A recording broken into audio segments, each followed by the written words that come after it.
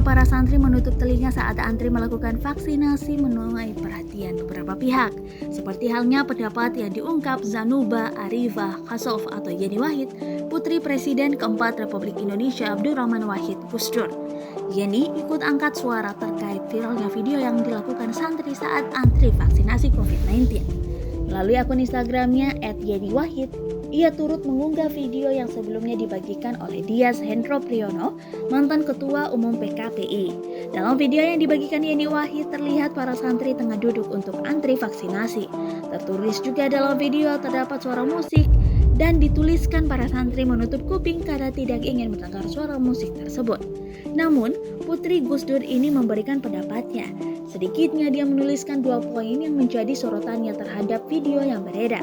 Ia senang karena guru para santri mengatur dan memberi kesempatan santrinya untuk mengikuti vaksinasi.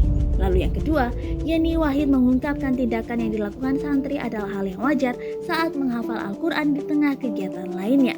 Bagi Yeni Wahid, hal itu bukanlah pekerjaan mudah dan membutuhkan keterangan dan suasana yang hening. Mengutip dari wartakotalive.com, pro dan kontra terkait aksi para santri yang menutup kuping mereka karena tak ingin mendengarkan suara musik dan mengganggu giliran vaksinasi COVID-19 ramai dituliskan masyarakat lewat media sosial. Satu di antaranya adalah Dr. Haji Nadir Syah Hosen, dosen Fakultas Hukum Universitas Monas. Lewat status Twitternya pada Selasa 14 September 2021, pria yang akrab disapa Gus Nadir itu mengungkapkan sikap para santri itu mencerminkan besarnya toleransi mereka terhadap perbedaan pemahaman tentang musik.